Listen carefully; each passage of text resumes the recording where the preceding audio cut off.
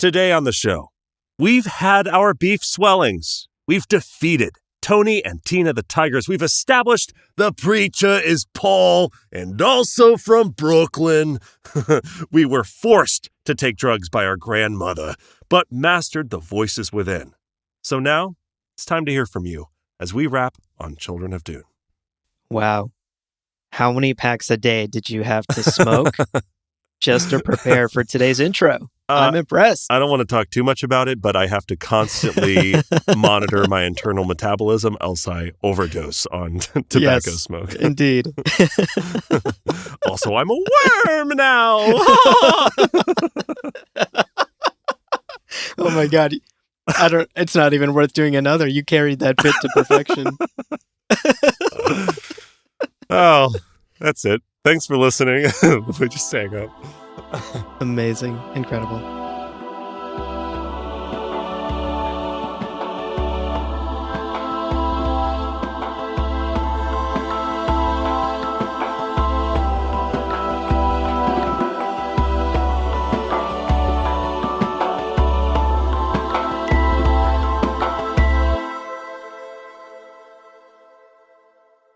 Welcome to Gom Jabbar, your guide to the iconic world of Dune.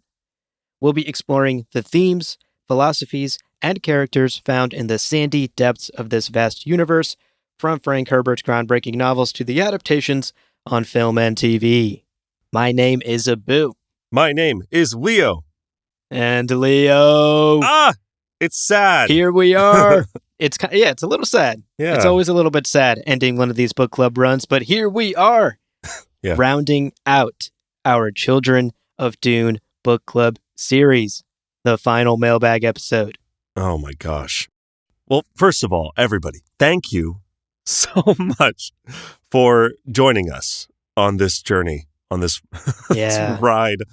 One of my favorite books of all time, and genuinely so much fun to go through as we've heard from you throughout the series.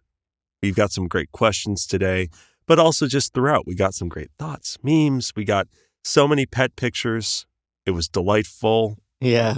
I love you all. You're all great. Oh my God, this is getting too emotional already. No!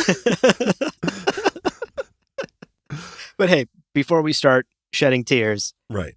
Let's make Shout Out Mapes proud and take care of our housekeeping. Right.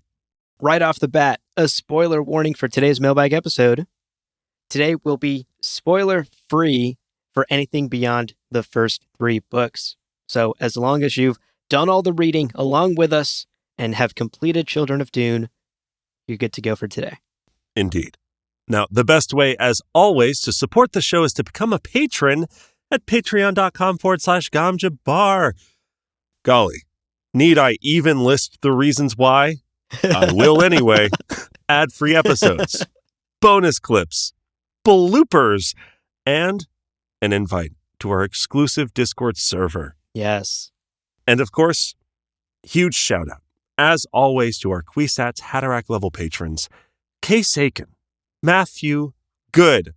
Gentlemen, although our tributes to you have grown more and more explicit as the episodes have continued, our appreciation for you has not wavered once. Yes. So thank you. Thank you so much. Thank you.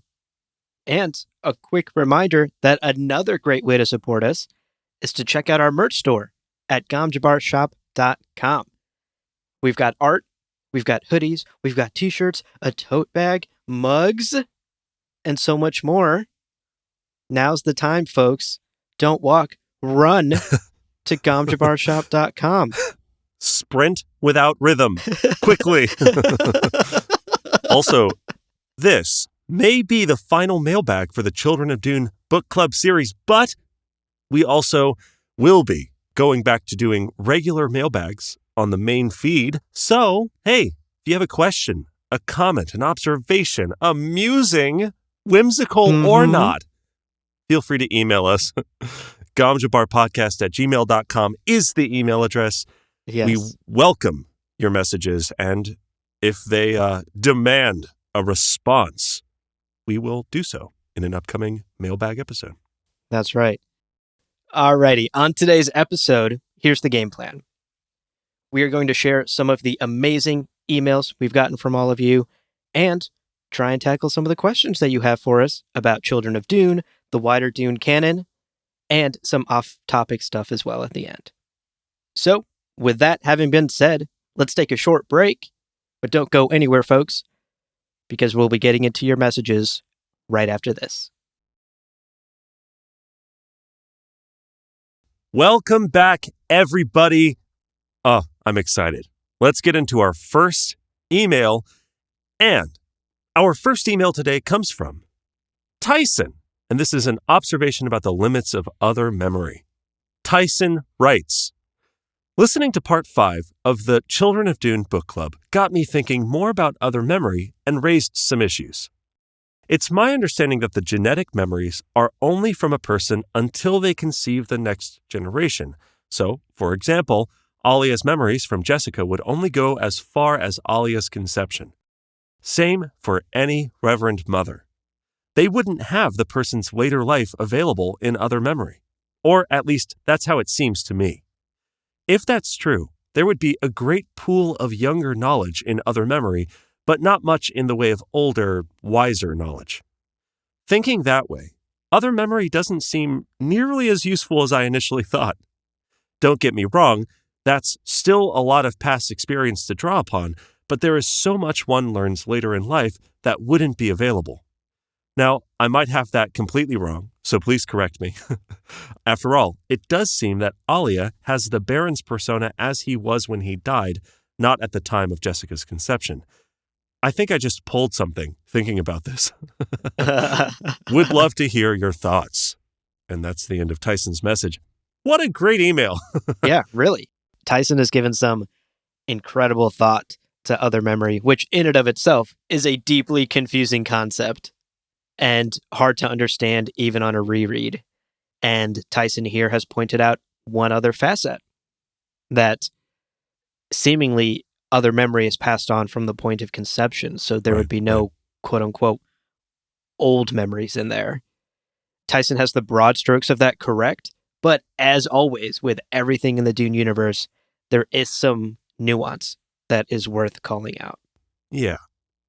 So basically, memories of individuals are imprinted upon their cells, which are passed on at the moment of conception to their descendants. We get a few quotes throughout this book about that. And Bene Gesserit, who go through what would eventually be known as the Spice Agony, have conscious access to those memories of their ancestors. And most people that we're talking about here are Bene Gesserit Reverend Mothers who only have conscious access to their female memories, their female ancestor memories. Mm-hmm. That being said, Tyson, something to keep in mind. You're right. These days, if I looked back on all of, let's say I became a Kwisatz Haderach, I would have this insane pool of like younger than 40-year-old people who are having kids, right? And yeah, lots of life lessons come when you're 50, when you're 60, when you're 70, a lot of wisdom, a lot of nuance, a lot of subtlety. Those things would not be available to me if I were a Kwisatz Haderach today. Sure, but wanted to point out something here. In Dune, by the time we begin the first book, people live so fucking long in this book. Yeah. People live so long. So this idea of what pool of knowledge is available to them, I think should be adjusted a little bit. Like, Thufir is 120 years old at the beginning of Dune. Right. And across all of Frank's books, we actually get reference to people living for as long as 300 years. So you can imagine that, like, the window for having kids is also something that's changed between 2022 and 10,191 AG. Also, factoring in Bene Gesserit metabolic control, I would be willing to bet that Bene Gesserit are actually able to conceive pretty late in life, if needed, right? Like these breeding sisters. I wouldn't be surprised if Reverend Mothers are having kids in their 50s, in their 60s, in their 70s, maybe even their 80s or 90s. So the pool of experience is a much bigger one than it might seem if we're thinking about today's lifespan. if that makes sense. Yeah, that lifespan is such a great note, Leo. That's a huge factor in what kinds of memories get passed on. Yeah. They have much longer lifespans, and thus more of that memory can be passed on. I did want to also address the other part of Tyson's question about Alia and the Baron, and how the Baron is seemingly a different kind of memory. Yeah. And the thing to remember there is Alia's experience in all of this is different than your average Bene Gesserit Reverend Mother who has undergone the spice agony. We've talked at length about how Paul, Leto, Ganima, Alia are all so unique in this universe because of their mix of genetics, because of Leto, Ganima, Alia's preborn nature. They have access to unprecedented powers. So when it comes to the Baron, he is this inner voice within Alia, and we're even told in the book that these inner personas, while they have their own characteristics and their own qualities, are also shaped by the person's memory of them. So the clearer Leto, Ganima remember their father, the clearer he is as an inner voice in their minds. And thanks to their genetic memory, they can almost perfectly recall most of their ancestry. Right. So keeping that in mind, Alia doesn't have the Baron's memories because she can't access that male side of her genetic memory, but his persona has sort of brute forced his way to the front of her inner voices, and as we see throughout the story of Children of Dune, has wrestled for control of both the inner voices and literally physically of Alia herself. Right. So that's a potential in-universe lore explanation for why the Baron is different in Alia's memory than other genetic memory would be for your average Bene Gesserit, who can only remember it up until the point of conception. Right. And wrapping up, kind of looking at the overall message that Tyson sent us, I did want to highlight and really kind of applaud the takeaway that Tyson had regarding that the other memory is not exactly the superpower you might think it is. Yeah, we've said it before on the podcast, but nothing in Dune is black and white. Nothing is objectively good and bad. Other memory falls into that as well. It's right. Sometimes a superpower and other times a curse.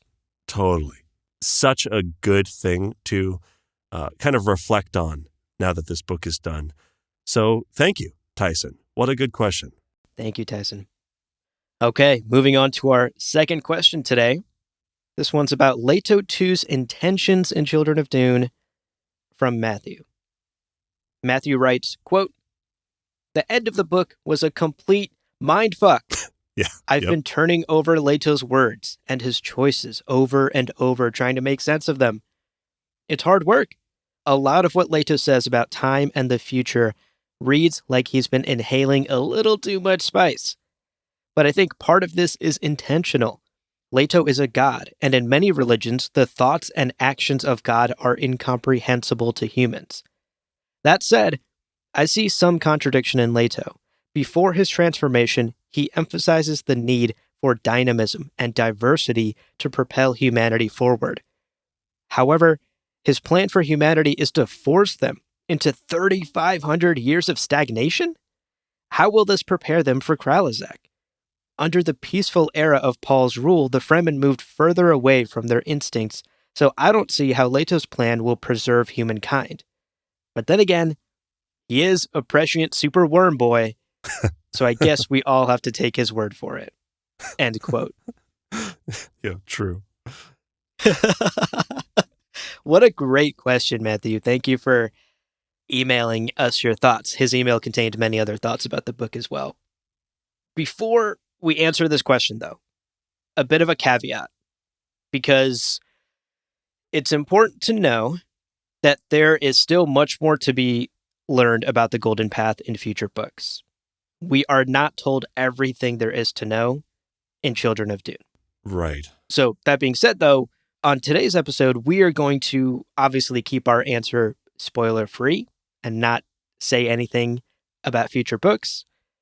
But just know that there is more to be learned about the Golden Path. So it is okay that if you, like Matthew, finished Children of Dune and we're like, I don't really know what the golden path is. Yeah. That's an okay feeling to have. We all had it at this point on our first read-throughs. Word for word, my reaction to ending the book. I'm like, cool. What? I don't know what that means. Right. Yeah. Right. It's intentionally vague at this point. Like, you can infer quite a bit, but we will learn more later. Yeah, for sure. Okay, so with that caveat aside, for starters, I do want to say that, Matthew, you are absolutely correct that Leto is basically a god at this point. Yeah. And much of what he knows and what he does is incomprehensible to the average Dune citizen. By the end of the book, the Fremen tribes are like swearing fealty to him because they've seen him walk on hot coals and toss around entire highliners. Yeah. So, obviously, we as the reader aren't exactly the average Dune citizen. We get to peek inside his thoughts every now and then.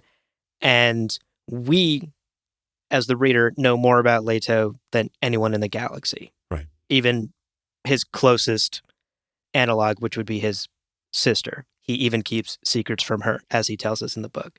And wife. Sister and wife. Oh, that's a...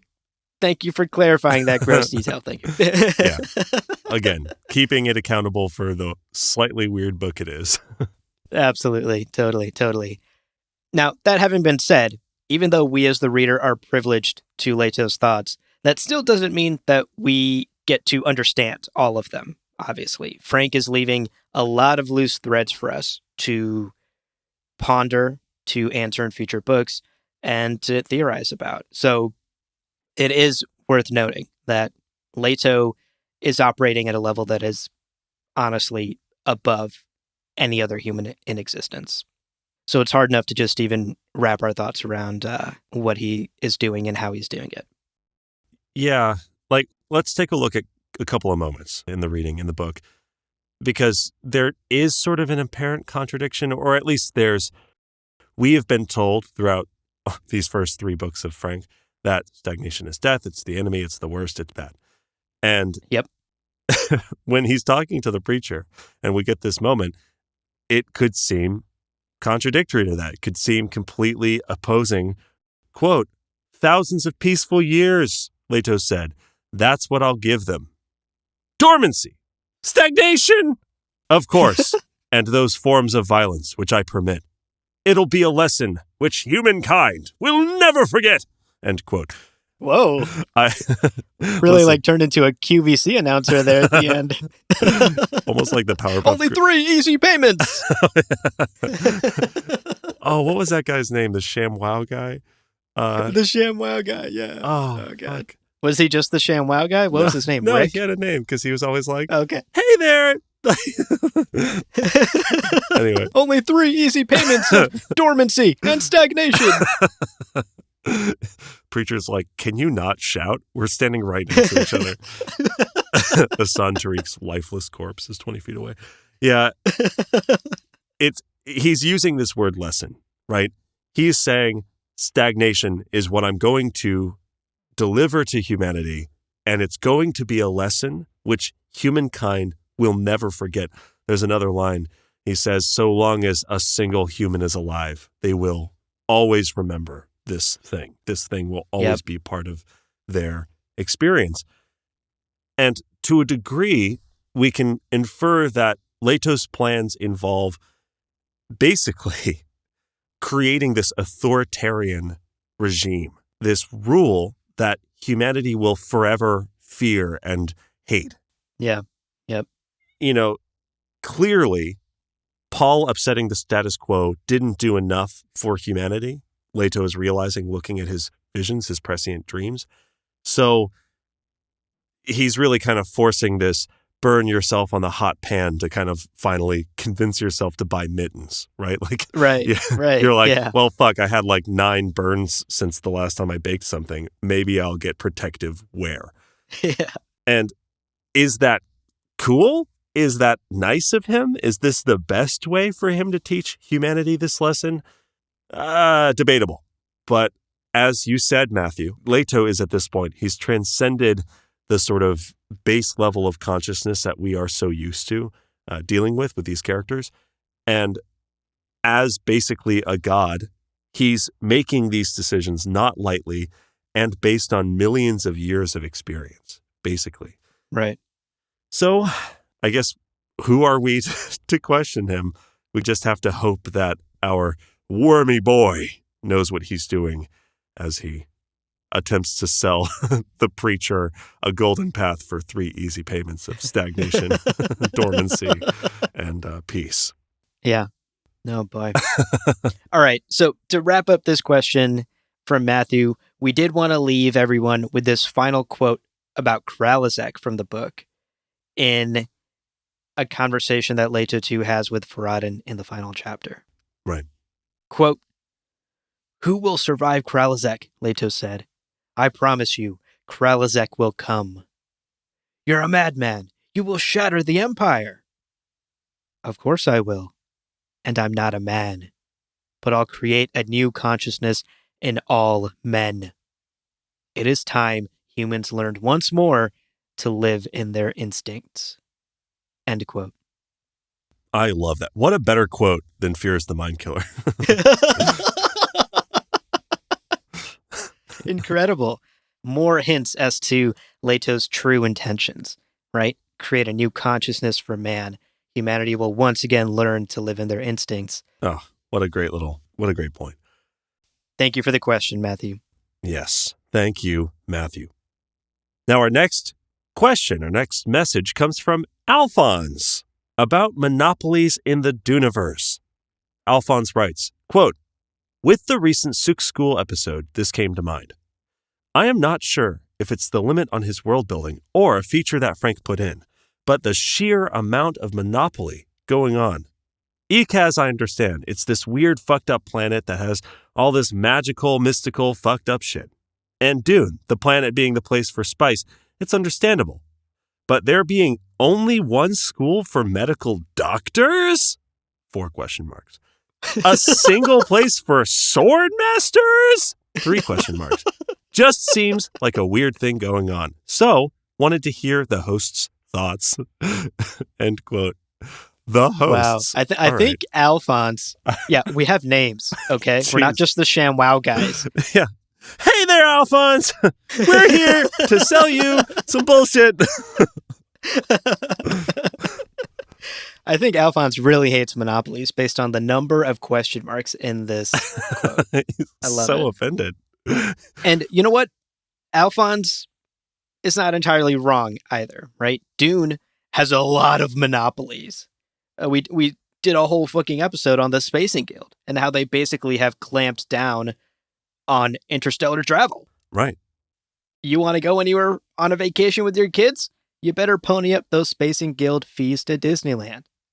Now, part of this is because so many of the factions that we talk about in the Dune universe are very, very good at guarding their quote-unquote secret sauce, right? The thing that gives them the edge in the marketplace, the thing that makes it so that they can monopolize an entire industry and make themselves the only one capable of it. Right. A lot of these factions are great at holding on to their great secret. Mentats, how do you train them?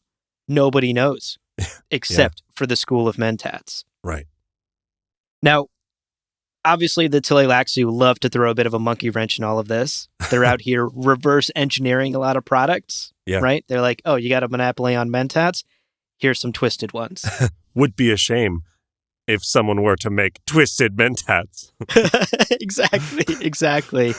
And as we discussed in our Sook Doctor episode, eventually the Tleilaxu ended up doing the same thing with Sook Doctors and creating twisted, corrupted Sook Doctors who were capable of killing. So obviously some of these technologies are not so foolproof that they can't be reverse engineered by the sneaky Tleilaxu. But yes, Dune has an overrepresentation of monopolies. That is true.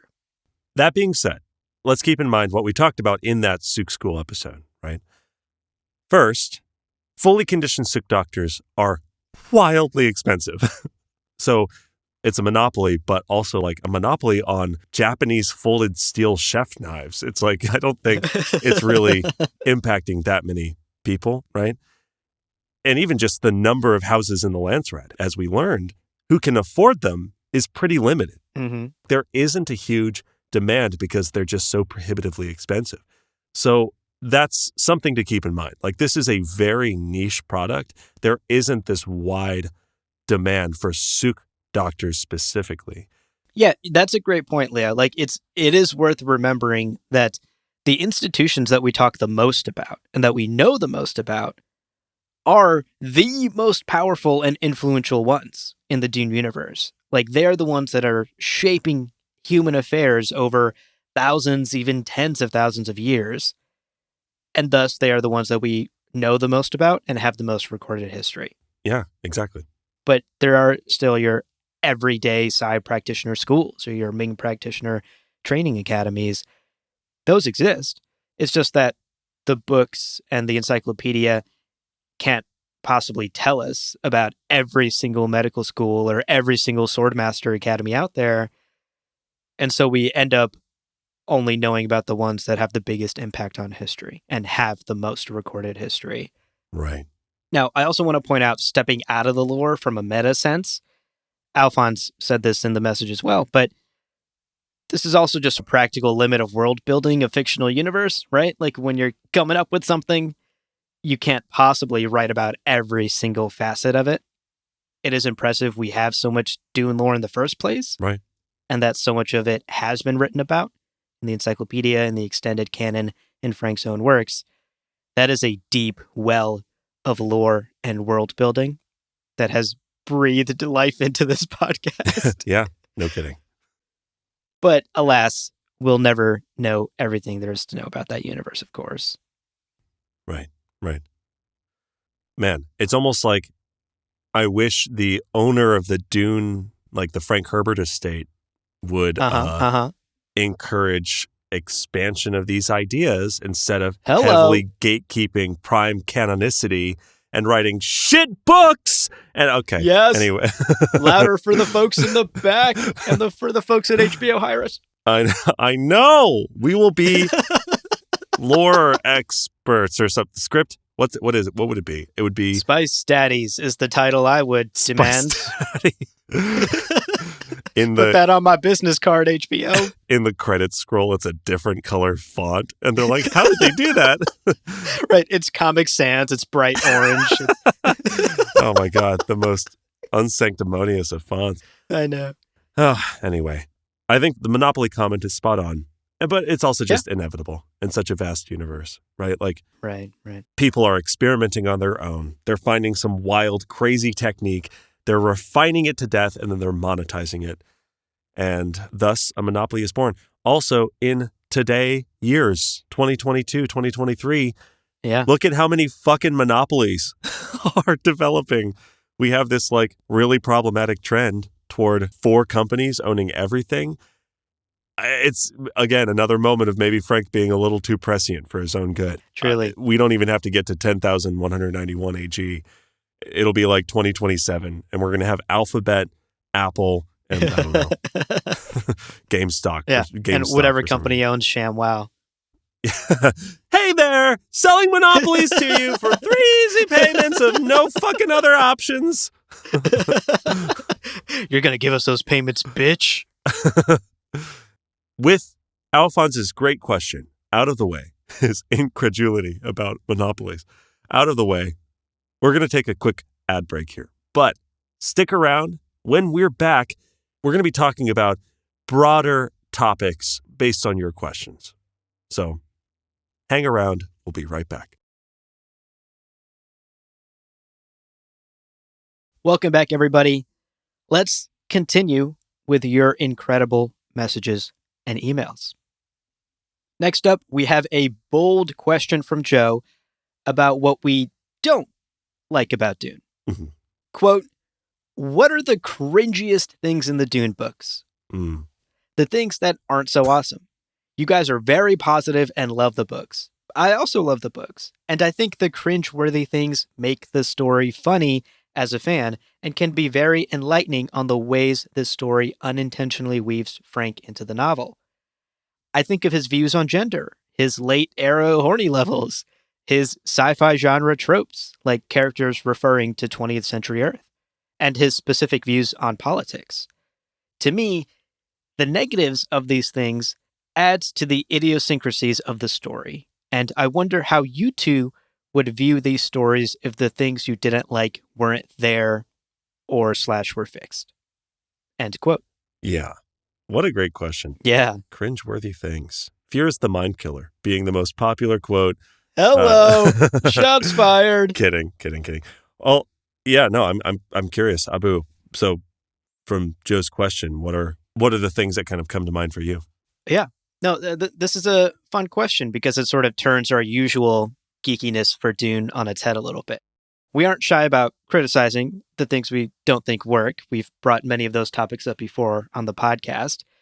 But for the most part, I agree with Joe's list here in this email. Everything from those antiquated views on gender to the uncomfortable levels of horniness that eventually seep their way into the book. Yeah. All of that, yes, can definitely be a bit cringy, can definitely be a bit uncomfortable. Yeah. We've discussed some of these topics on the podcast before, but I wanted to bring something new to the table that I don't think I've explicitly stated on the record. So here we go. Agam Jabbar first, an exclusive. This isn't necessarily something that I think is cringy, but it's certainly something that bothers me.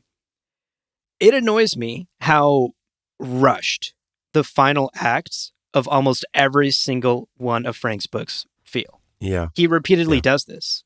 The final act of Dune, the final act of Dune Messiah, the final act of Children of Dune, which we just read. Yeah. All of these books have very long sort of intros and setups and opening acts. And then we get into this nice, juicy, fun middle section where a lot of things are happening and the chess pieces are moving all around the board. And then we hit like the climax, like the last 100 pages, and shit just goes into hyperspeed. Like time skips happening left and right. People are just like suddenly dying. Stuff is just like happening off page. We're told in hindsight that like a pivotal event that would have been like trending on Twitter happened like last week off page.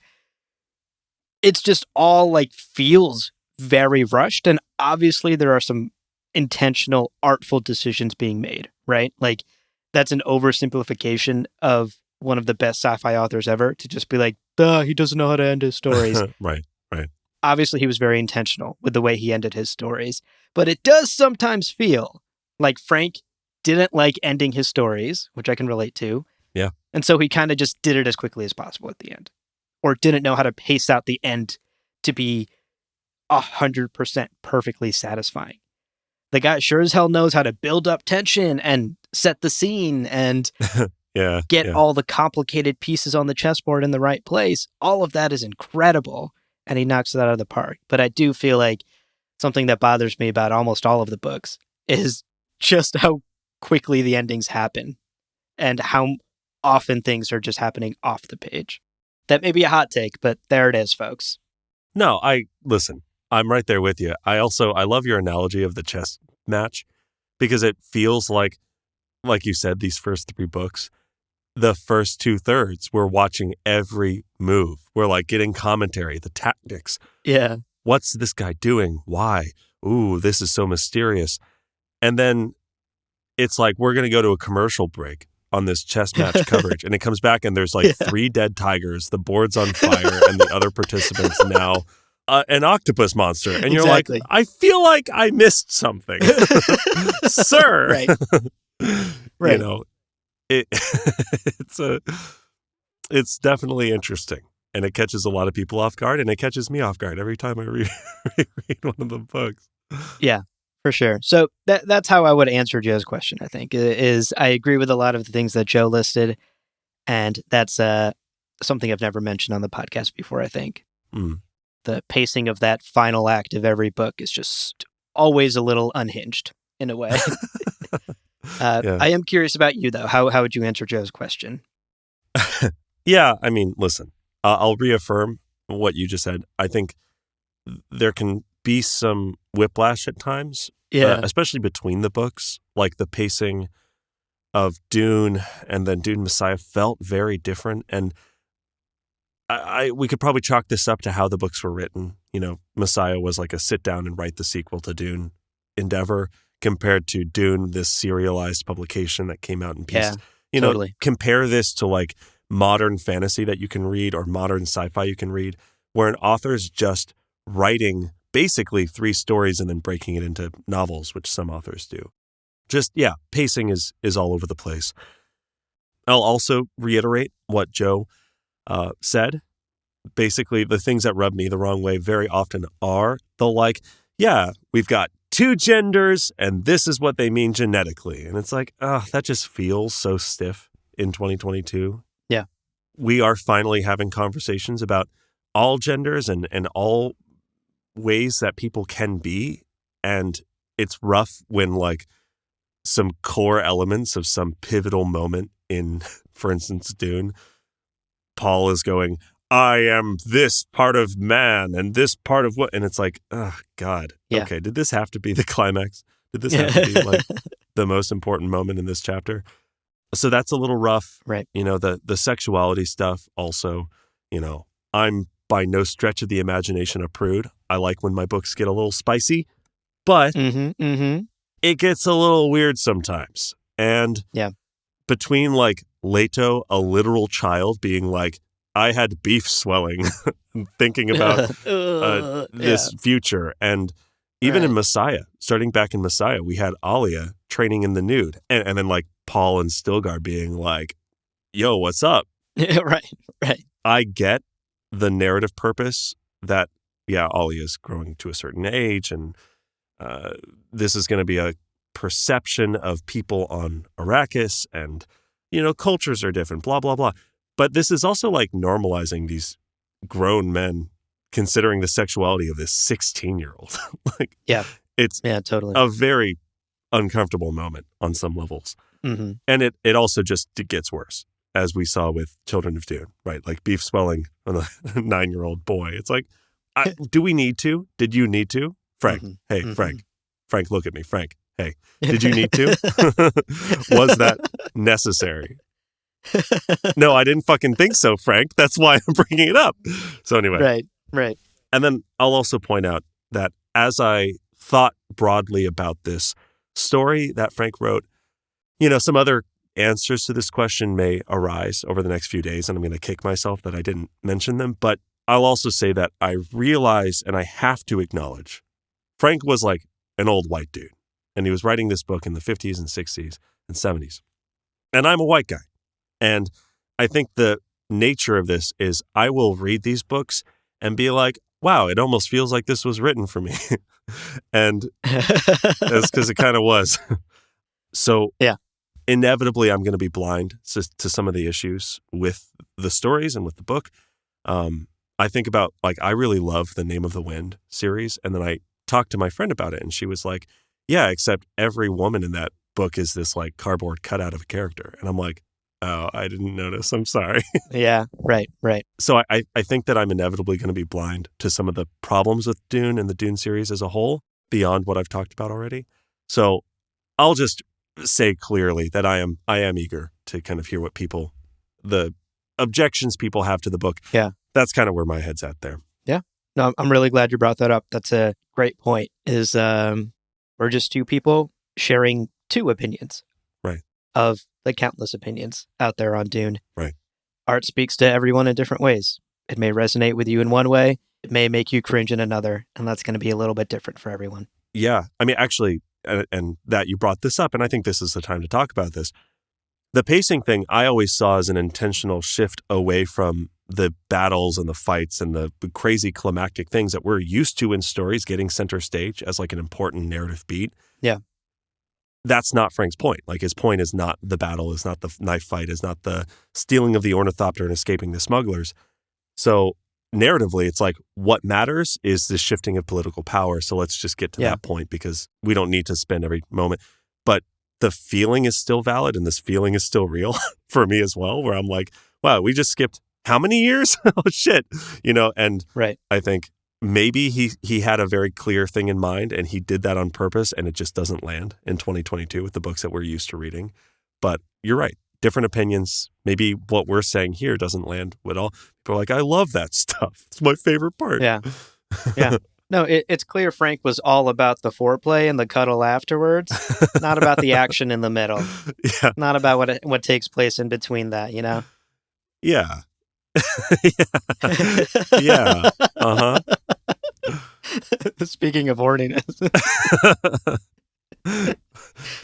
The jokes I'm tempted to make, but instead, I know. let's just say thank you, Joe. What a great question. Indeed. I meant to say, not to keep adding things to this. Generally, I don't necessarily want to be someone who's putting vitriolic stuff out into the world. I think the world is pretty dark these days. So generally, to address the fact that Joe pointed out that we're usually pretty positive on all this stuff, it's a little bit intentional, I think. I don't know about you, Abu. Yeah. It's if we can have fun and kind of say, we can criticize it, but generally focus on why we love it and the joy it brings us. That's also kind of an implicit goal of ours, I would say. Absolutely. Oh, yeah. And just wanted to acknowledge that as well. Joe, well spotted. You called us out. You are accurate in that assessment. Indeed. All right, let's move on to our next question. This one is about the first words of the 2021 film from Amanda. Yeah.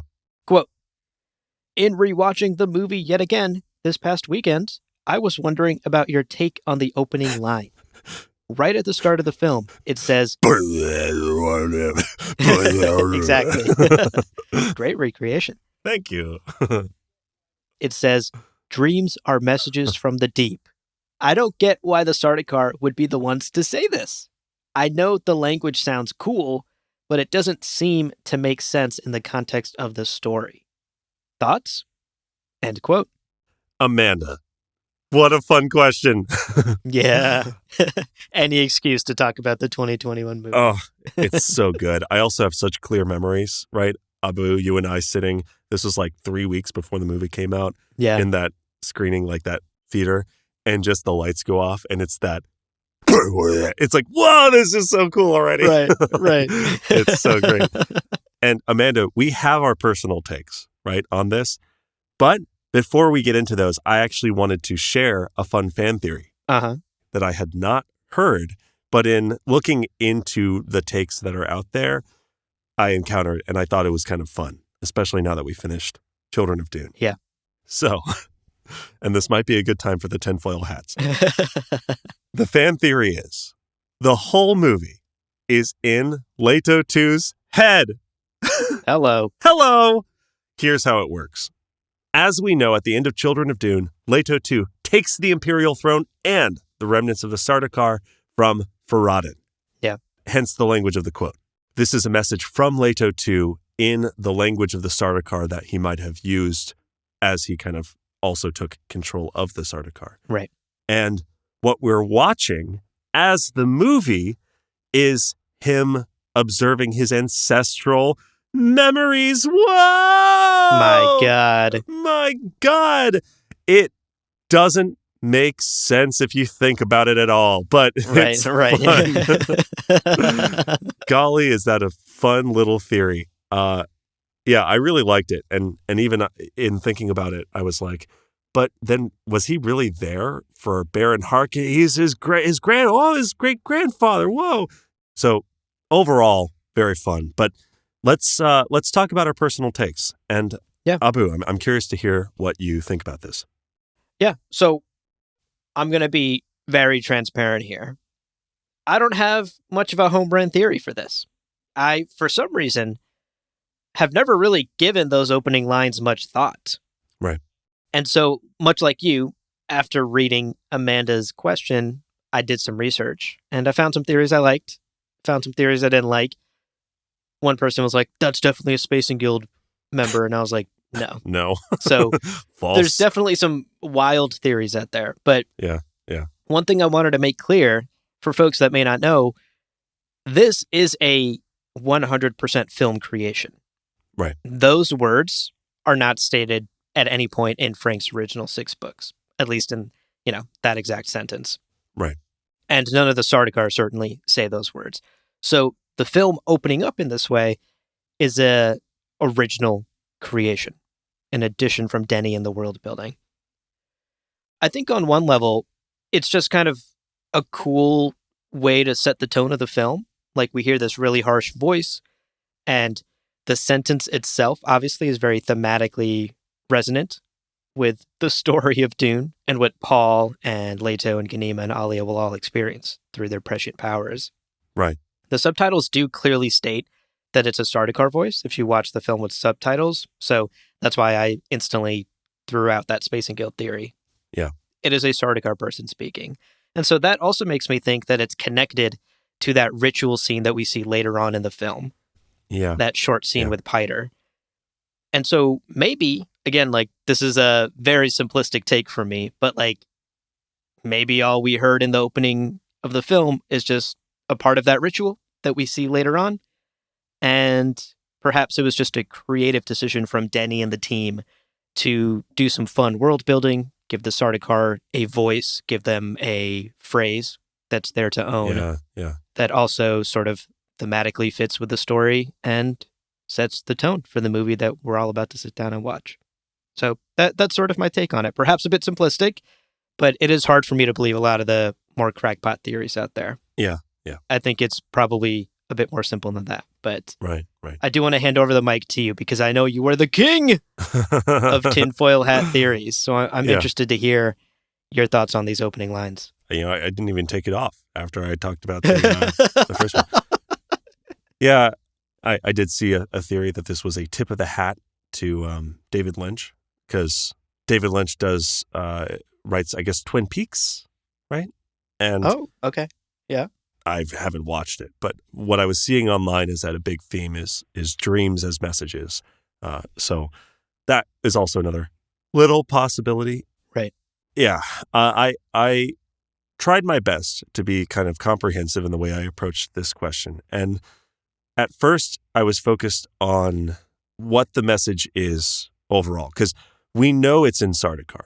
We actually hear the same audio clip is repeated in a slightly different tempo on the Seleucus Secundus scene. I took like 20 minutes and I pulled them into Logic, and it was a pain in the ass. But it is part of, like, it is a series of sounds and phonemes that are repeated on Seleucus Secundus. So it is Sardaukar. Yeah. Which adds an element to Amanda's question. It adds an element of plot confusion for me as well. If it is being chanted at the Sardaukar before they attack Arrakis, is this a ceremonial saying? Is this of ceremonial significance to the Sardaukar? This idea of dreams being messages from the deep, and why? Because, like, Sardaukar are such pragmatic warriors. They're from a fucking prison planet. How much is Emperor Shaddam IV really encouraging them to search their dreams for messages? Like, there is a weird unalignment there. Yeah. But, looking at it from a storytelling perspective, I don't know. I don't know how much I want to, like, try to make it make sense coming from a Sardaukar, like, as a Sardaukar belief, or how much I want it to just be a part of the movie watching experience, because naturally this is a core theme of Dune, right? Like, how much dreams and prescience and what is real is core to the books. And also in the movie, we get Duncan Idaho saying, dreams are good stories, but what matters is what you do when you're awake, right? And right. These kind of juxtaposed opinions that we have prescience and dreaming as significant, and then we also have it doesn't matter, they're just visions, they have no meaning. And Paul then having to decide how he reconciles these differences as he takes the throne in however he does. I did find a quote from Joe Walker, who is the movie's editor, and he was talking about this opening moment, and he was talking about how they started the movie. And we know that there were multiple ways that they intended to start the movie. I think one of the earliest cuts of the movie had a whole sequence of Duncan Idaho arriving on Arrakis and meeting the Fremen, and that was kind of the cold open. But here's this quote, and I think this maybe shifts my opinion that it's not so much significant from a lore standpoint with Sardaukar saying this as it is just a movie decision, right? Quote, "We felt at one point it would be a good way to start the film with some hostile, aggressive dialogue, but it's actually a throat singer who Hans recorded and did all sorts of transformations to, and we loved it. There was, at one stage, a longer version of that bloodthirsty poem at the beginning. We go into a dream vision of a battle between the Fremen and the Harkonnen while we set up the idea of spice. I think in the end we got the optimum way of starting the film, but really there are so many ways of doing it, and we considered most of them." End quote. Wow. So again, coming from Joe Walker, the editor of the movie, Yeah. I don't see him focusing in this on the lore elements of what are the broader implications of a Sardaukar saying the words, dreams are a message from the deep, right? It seems like they're more thinking about how to introduce these narrative elements. And part of me thinks it's probably then just a practical decision. Yeah, totally. I don't know. I am a little tempted to go full tinfoil and be like, okay, what does it mean? What does it mean canonically? Yeah, Sardaukar have a deep belief system built on dream interpretation. I could see myself doing that for 35 minutes. I won't, because I do think, based on what Joe Walker was saying, that it is probably more a practical decision, which is the most boring answer I could give to all of this. Right. But that being said, listen, if you out there in listener land have an idea for why it makes sense that Sardaukar specifically, in the Sardaukar language on Seleucus Secundus, to be chanting dreams or messages from the deep to all of their comrades before going into battle, I want to hear your theories. Let's all collectively bend over backwards to make this make sense, because regardless of why they did it, they did do it. And I would love to have a really solid answer to this. So I'm going to think about it. We can chat about this in Discord. Anyway, those are my thoughts, as scattered and messy as that was. Right. And if your theory is that it's a Spacing Guild member, you're post wrong. that on Reddit. Don't email that to us. We will block your email address if you send us that. Oh, man. Thank you for the question, Amanda. Always fun to revisit the film, which I'm very excited to rewatch over and over again as we ramp up for part 2 in 2023. They wrapped production recently. Did you see that? Oh, so exciting. They're officially in post. Oh my God. Oh my God. Joe Walker, get fucking back to work, Joe. Stop being interviewed. Go work. Release the movie 11 months early. Do it. Release it tomorrow. No work-life balance for you, Joe.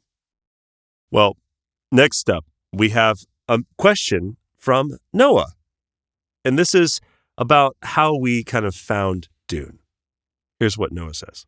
Quote, "I'm curious about both of your very first bumps into the Dune universe and how they snowballed into make a podcast level fandom. For me, I saw the early teaser photo of Paul on the beach, and I knew it was something my dad liked in the 80s. I'm into hobby board games, so when I saw the Shut Up and Sit Down review of the Dune board game a few days later, I clicked, liked the review, bought the game, read the book, and the rest is history." End quote. Wow. That's so cool. Man, it is always so interesting to me how people find themselves fans of the Dune universe. Because board games is not something that I would have guessed. No, me neither.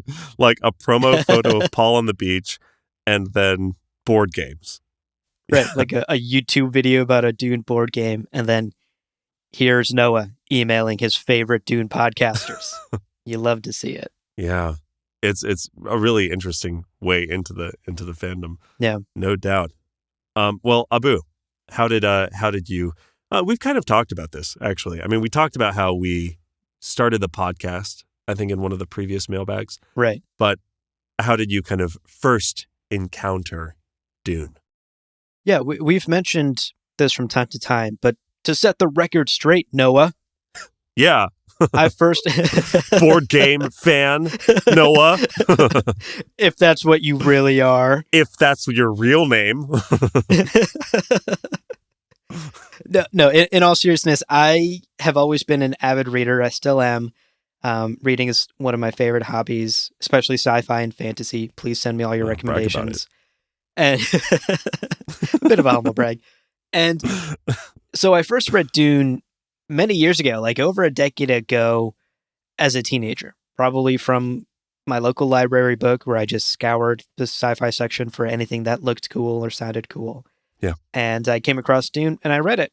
And I remember really enjoying the book. But I will say it wasn't life-changing at that time. Sure. Like, I read Dune and then never revisited it and didn't even know there was a whole series.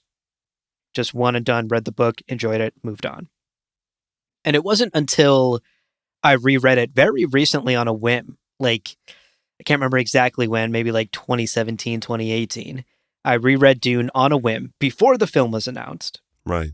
Just wanted to revisit some of my favorite sci-fi books. And that's when I dove deeper into the universe, explored more of the books and the wider canon, and found myself falling in love with it.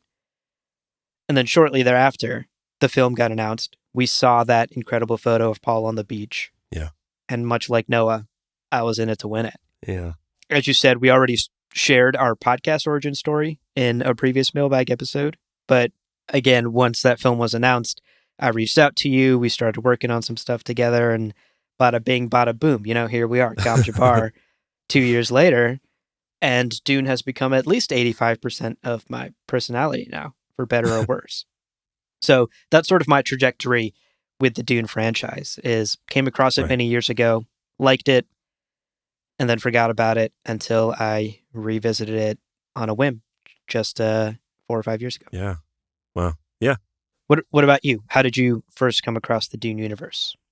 Well, I mean, at some point in childhood, in the 90s or early aughts. No, you mean the 50s or 60s? Oh, right. Yeah, when I was a kid, were a child. in the 1600s, I it was all on grown. I was on the back of my horse-drawn carriage when the local newspaper boy went, hear ye, news story about sand and worms. And I threw a nickel the size of a dinner plate. That's how big they were back then at the town crier, and nearly took his head off, but was enraptured by what I read on that piece of animal skin parchment, because we didn't have paper yet. Right, on the papyrus. Yeah, paper hadn't been invented yet in the 1600s. And we used U.S. nickels, but they were very big. I love this alternate reality. Take me back. It's very much someone who did not pay attention in history class, like trying to bullshit their way through. Right. Yeah, and then we all had left shoes only because right shoes didn't come around till the 60s. Okay. When I was a child, whenever that was, at some point, I saw Lynch's film and was confused and unimpressed. I was like, kind of weird. Sound guns? Yeah. All right. My name is a killing word. Hindsight clearly went over my head. Clearly I didn't get it. It was not aimed toward me, as it turns out. And honestly, like, how I got from that level of generally ambivalent to the like raving fanatic that I am now, it really began with Abu bringing up the idea of this podcast. Because even at that point, I hadn't yet really like meticulously picked through the pages of Dune the way that I now have, and continue to do so until the day I die. So it was really, I went from like, was generally aware of it as an IP, had experienced the story, but barely remembered it. I read so many books, an impressive number of books I read in childhood and teenage years. I can't even remember if I read it when I was younger, but in any case, with the beginning of the podcast, it was full steam ahead. And for the last 3 years, I've only read 4 books that are not Dune related. Right. In the last 2.5 years, 3 years. I also will point out, I fell in love obviously with the books, and we were writing our scripts and we were doing our research. Weirdly, the second thing I really loved was the 92 video game, because I went on the Wayback Machine and I played it on in a web browser. incredible. Yeah. I then spent like $400, $500 on Dune collectible cards from the 90s that are out of print. You love to see it. And a bunch of other shit. So I definitely went off the deep end, and I appreciate that. I appreciate, Noah, that you got there through the board game, because I also, if I had only like read the first book and then seen the collectible card game, I would have been a very similar story, I think. Yeah. Anyway, in some ways, I'm kind of jealous, honestly, of people who today can like very casually watch Denis Villeneuve's adaptation of this first part of Dune and just have this whole universe that they can dive into. Yeah. It's such a cool time to jump on the bandwagon. It's it's a good horse-drawn bandwagon. Bring your nickels. Bring your giant nickels. Also, like Dune Awakening, it's like gameplay trailer came out and that looks so fucking good. So yeah, very, very exciting time. I'm jealous of everyone's experiences. But yeah, here we are. We made it. We did it. Thanks for the question, Noah. And thanks for the curiosity in our origin story with Dune and the Dune universe and falling in love with it. Indeed. Well, let's wrap up today's episode. And yes, we will wrap this up, as we often do, with a more off-topic, fun, whatever question from our guy, Alphonse, also from Discord. And here's the question. I think this is great. What is your favorite place you've traveled to or want to travel to? That's the question. And love it. Listen, happy to talk about it. But also, we think it would be fun to also throw in real world and also Dune, right? Like, so answering the question twice, but Dune and real world. Yeah, for sure. So, Abu, hit me with it. What is your favorite place you've traveled to, or in Dune, where do you want to travel to? Oh, man. Both. Go. All right. So I'll start with my favorite real place first. Sure. I visited Tokyo for like a week-long work thing back in 2018. And it's not an understatement for me to say that I haven't stopped thinking about it since. Yeah. At least every couple of days, I'm like, oh man, Tokyo is great. I got to go back. Yeah. And as many of our listeners will know, we're big anime fans. Mm-hmm. So obviously going to Tokyo for the first time in 2018 was so much fun as an anime fan. Like, I was geeking out in areas like Akihabara, which is this like nerd central part of the city. Yeah. And I actually won a Charmander in an arcade on my final night in Tokyo in Akihabara. So, which I still have. I have this little plushy Charmander that I won there. The best Gen 1 starter, hands down. Hell yes. Now, the reasons I loved Tokyo were something about the vibes of it all just like really spoke to me. Yeah. Like, Tokyo is very clean. It's very organized. It's weirdly a peaceful and calm place for like a bustling metropolis of a city, right? It's one of the most populated cities in the world. Compared to like New York, right? Like, I can't help but imagine someone from like Missouri going to Tokyo and being like, what the fuck was Abu talking about? Oh, okay. Yeah. That's very good context. Thank you for that. Yes. As someone who lives in New York City, of all places. Yeah. Just Tokyo suddenly feels very calm and peaceful. Yeah. That's true. If you like live in the wilderness of Montana in your log cabin, with your like beautiful witch wife, Tokyo's maybe not going to do it for you. I'm in Tokyo. I haven't seen a rat the size of a French bulldog knife fighting a homeless man. Like, what a peaceful, calm city this is.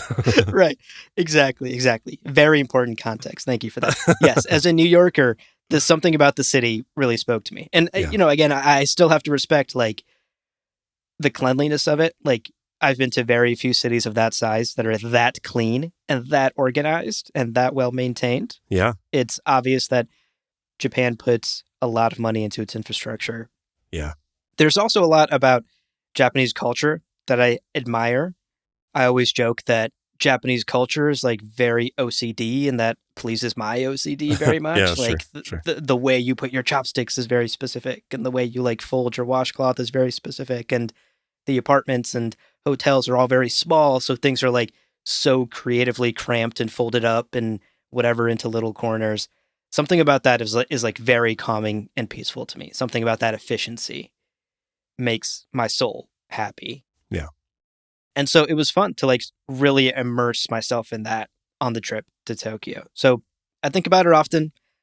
The pandemic happened, so it's been years, but I am desperately trying to find another excuse to go back to Tokyo sometime soon. I'll admit also that I've even fantasized a little bit about maybe one day leaving this whole podcast nonsense behind and changing my name and changing my face and starting a brand new life in Japan. All right. Maybe I'll go under the moniker of Sidetail. I mean, one of those three things is a lot easier than the other two. Yeah, but sure. Yeah, it'll be tough to leave the podcast nonsense behind, I think, for sure. The changing your face, that's the easy one. That's what I mean. Yeah. So that's my answer to one of my favorite places that I've ever traveled to is Tokyo, Japan. I'd love to explore the rest of the country as well. I had some friends on that trip who went to Kyoto, but I had some work stuff and I couldn't make it out to Kyoto, and I desperately want to go. So Japan 2023, maybe. Hell yeah. Now, when it comes to a place in Dune that I'd like to visit, it goes without saying that the obvious pick is Gamat. Like, that's just my default answer. Hell yeah. But what I will say, I think I'd love to go visit Paul's Keep in Arrakeen, specifically at the height of his reign, a little bit before Dune Messiah. I would love to visit Arrakeen, see the keep, and see the state of the city, right? The state of the new capital of the Imperium. Squinting up at the figure, and you're like, "Is that fucking Paul or is that Corba?" Right. He's got his arms He's so out. far away, right? Totally, he's robed. You can't see his face. Yeah. You take a selfie, and you're like, "I think that was a selfie with Paul Atreides." I'm not sure. I'm just gonna say it was. But I think it would be so cool. Like, just imagine the bustling capital that you'd be in under this like messianic rule. You would genuinely see like some of the coolest shit in the city from all across the empire. Right. And I imagine the keep obviously is described as this enormous fucking building. Like the keep probably like always looming in the background as you're walking around Arrakeen, getting your little doodads and your trinkets. Yeah. Speaking of the keep also, I hope there's like keep tours, right? Oh yeah. Because again, the keep is described as like almost so hilariously big that it's hard to imagine. Right. Yeah. At one point, someone's like, "You could fit a whole town in this keep. This is the biggest structure ever made by humanity." Yeah. And I like to witness that, I think would be something special. The throne room itself in the books is described as this like colossal fucking room with the longest walk up ever to the throne, you know, like you're supposed to be sweating bullets by the time you reach Paul at the throne at the front of the room. Right. So all of that would be very, very cool to see.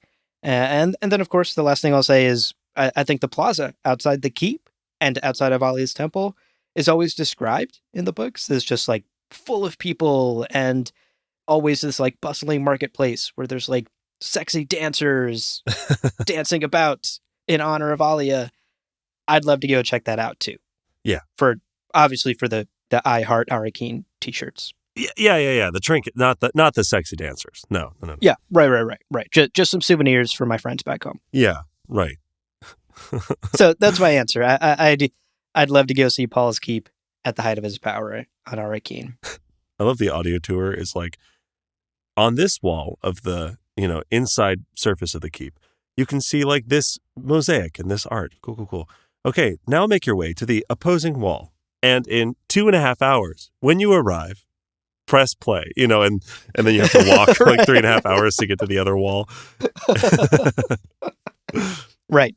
Internal tram system's not set up yet, you got to walk it. You got to hoof it. Yeah. Oh my God. What about you, Leo? I'd love to hear your answer to this question from Alphonse as well. Your favorite real life place you've traveled to, and then where you'd love to go in Dune. Yeah. Well, okay. So to be clear, I love traveling. I love it so much. My favorite memories are all very much rooted in traveling. I've been to, I think it's like a dozen, maybe like 13, 14 countries, and all of them, I love each one so much. I also did live in Japan for a month, and it was pretty mind-blowing. It was pretty incredible. But for this question, I will say actually Catalonia. And when I talk about Catalonia to people, they're like, I don't know what that is or where that is. Yeah. It is basically Barcelona and towns and villages between Barcelona and the southern border of France. It's an area they speak Catalonian. They also speak Spanish. Honestly, the region is breathtaking. Yeah. In Catalonia, you've got these like incredible vistas, like the hiking and the nature is so accessible if you have a car, if you can drive to it. The weather is amazing. The cost of living is a lot lower, especially compared to New York. There's a ton of music, the architecture, the art, and of course, the most important part, when I was in Catalonia, pretty much every person I encountered was very compassionate and warm and welcoming and nice in a way that I really appreciated. Yeah. It's something about it. It's really a beautiful place. Now, regarding Dune, it's tough. I think that I will also say Arrakeen. I mean, Gaman. Mm-hmm. I mean, Arrakeen. And I actually think that I'm going to push my trip down the timeline a bit to the time of Children of Dune, actually. Early Children of Dune. Okay. So also Arrakeen. We've still got the keep. We've still got the throngs, the people, all the things you said, right? Bustling marketplaces, the souvenir shopping. Yeah, trinkets, sexy dancers.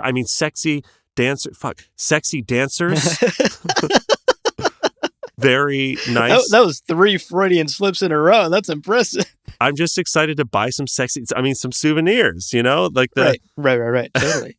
Very noble, my pursuits. It's one of the most impressive cities the galaxy has ever seen, period. Yeah. And overall, sounds great. But my reason for pushing my trip back a bit is, first of all, we know that by the time of Children of Dune, the climate is a lot more kind of manageable. Like, it's wetter, right? And I don't have to wear a still suit every time I go outside. So that would be nice. The people are described as softer. Yeah. And I feel like I would be less likely to, offend someone and get knifed and killed. Yeah. So there's that element. And I hate to admit how big of an element this is, Abu, you get the experience of squinting up at that faraway figure. Is that fucking Korba? Is that Paul? Yeah. Right. I have the chance to hear the preacher speak. Oh my God. That would be so fucking cool. Yes. I'd just shop for trinkets. Every day of the trip, I'd be like, I'm going to get some spice coffee and just hang out at the plaza. Right. And hopefully, knock on wood, preacher comes by and shouts out some heresy. Oh, glorious. That would be so cool. Yeah. I just want Paul to use the voice on me, and he's not going to do it on a one-on-one basis. So I've got to get it where I can, So true. Mm-hmm. I understand. I've been there. And I would see Asan Tariq and I'd be like, yo, you're dumb. You're going to try and kill a god with a fucking pseudo shield, idiot. Anyway, that's my thought. Yeah, that's a great answer. I love it. I hadn't even considered the preacher, but boy, oh boy. What a treat it would be to hear one of his sermons. Totally. Oh. All right, Leo. Okay. Wow. There we go. We almost don't want to say bye, but we must. No, that's it. Let's just leave it recording and release a 7 hours. Yeah. It'll be like a sleep sound podcast. It'll be great. No, thank you, everyone, for joining us on this book club series on Children of Dune. Yeah. They are such work-intensive episodes. It is, I've said before, but when I say an episode of this podcast takes between 20 and 40 hours of labor between all of the things that go into them, I'm not exaggerating. And yet, it is so rewarding to dive into these stories and to revisit these characters and events that we love with the sort of new lens of how much can we get out of every sentence. And almost justifying the reason we have this podcast, Frank always seems to deliver, where we dig and dig and dig, and then someone will send us an email and be like, yeah, you totally missed this whole thing. And we're like, fuck! Truly. Yep. It's very rewarding. It's very, very fun. Wouldn't have it any other way. And genuinely, like the deepest thanks to all of you who listen and for supporting us as we continue down this golden path of ours. Truly, truly. And before we leave you, we wanted to give you a little peek at what's to come, a little prescient glimpse at what our game plan is now that we have wrapped up this Children of Dune book club series. Well, to be clear, first up, we're taking a well-deserved holiday break. For the patrons who will listen to this episode as soon as it comes out in December 2022, the holidays are right around the corner, and we'll be going on a bit of a break until the new year from now until then. Because, folks, we're tired. We're really, really tired. Yeah. And we're going to spend some time with friends and family and recharge our batteries so that we can achieve maximum hype for Dune in 2023. Totally. But we do have some exciting plans for what we want to do next year. So here's a bit of a sneak peek and a lightning round run through of what's to come. Now, in preparation for this section, you'll notice that this downloaded episode of the podcast actually came with a packet of a lethal amount of spice. So just take that, and then during your spice trance, all of this will make sense. Okay? Right. Are we a cult now? We did it. We finally made it to cult status. Step 1, patreon.com. Step 2, file for being a cult. Yes. So we have now completed the book club. We are going to be turning our attention to the Children of Dune sci-fi miniseries. Hello. So excited. We are going to cover it across multiple episodes, just like we did for the previous sci-fi miniseries. So you can watch the episode, listen to us talk about it. Should be a ton of fun. Yeah. And that's obviously just one type of episode that you patrons will continue to get as we do these weekly episodes. I don't know how we do it. 2 of us and we're doing weekly episodes. It's nuts. But that's what we're doing. So you'll continue to get these early access to these episodes as we make our way toward not only Dune Part 2, but also another book club, because we do plan on doing a book club for what's next? God Emperor of Dune. God Emperor of Dune. God Emperor of Dune. Eventually. We're probably going to wait until the public feed catches up with the Patreon feed. So it'll be about 3 months, but fear not, weekly episodes still coming out, and we've got some really fun stuff planned. That's right. And meanwhile, on the public feed, on that free public feed for all of our listeners, those folks will continue to hear the backlog of book club episodes until they are all caught up and have also completed the Children of Dune book club. Yep. In addition to that, every other week, as has always been the case on Gom Jabbar, all listeners will get deep dive lore episodes. Indeed. But something new we want to try out in 2023 is starting to sprinkle in the occasional news-focused episode as well, because, as you stated, Leo, Dune Part 2 coming out in 2023. Yeah. Which means there will be lots of Dune news and hype and trailers and previews and interviews to cover. So we'll be sprinkling in the occasional news-focused episode as well as the hype continues to grow. I am so excited about this. I want to highlight this. We are going to be doing Distrans episodes. Can you even fathom the enjoyment we're going to get out of this? Because, listen, hey, I hope that you out there in listener land this is selfish of me, but I hope that you've recommended Gom Jabbar to someone you know. Also, I would like us, Abu and I have been talking about this. I would like for us to make it easier for you to keep abreast all of the modern happenings in the Dune IP. I'd like to make it fun and easy and accessible to be caught up with all of the stuff that's happening. Yeah. And there's a lot of stuff happening. I mean, I still get every couple of days someone will text me, hey, did you hear about this thing? And I'm like, oh, I've been playing that thing for a minute. So there's a lot happening. And I think that our Distrans episodes that we're going to do are going to be a lot of fun, a good chance to kind of relax and in a more casual way, talk about all this stuff that's happening. Who was cast in what? What do we think of that? Do we think that person's going to be a good so-and-so? All sorts of fun stuff. I'm so excited. Yeah. Yeah, those should be fun episodes. Of course, we also love bringing on other voices onto the show. We've had some incredible collaborators and guests before, and we're hoping to do even more of that in 2023. So stay tuned. We're excited to continue working with our favorite Dune creators out there. Totally.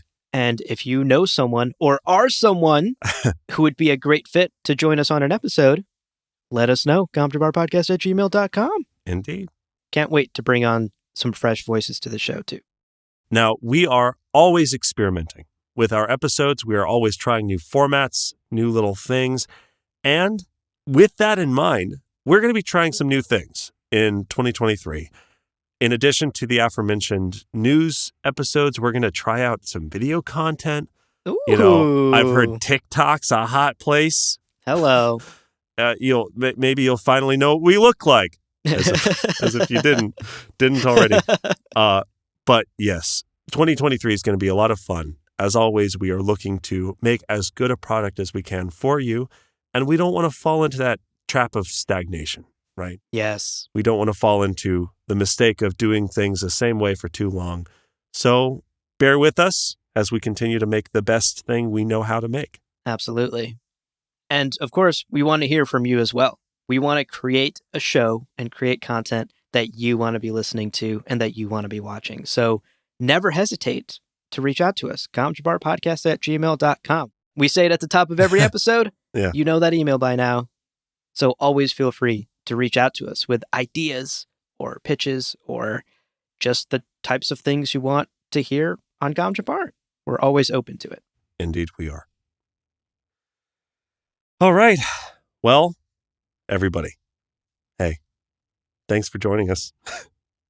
Thank you for joining us on this golden path. Yeah. And as we take our little holiday break, man, this is going to make no sense to people listening in fucking March. In 2023. We're so sorry, public feed. This was recorded in December 2022. I'm not fucking sorry. Consider supporting us on Patreon so that this isn't weird. Yeah, hell yeah. But listen, to all of you who are hearing this in December, have a safe and relaxing and holiday season, whatever you celebrate. Happy New Year. Seriously. And I guess we'll see you in 2023. See you in the future. We'll see you in the future.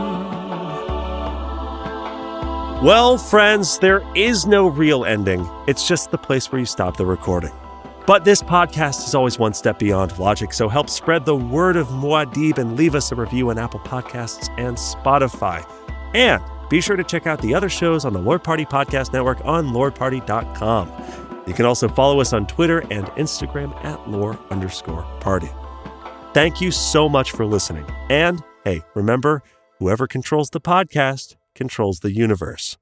We'll see you on the golden path. Quote. Wow, my voice really cracks there. A message from Joe. Quote.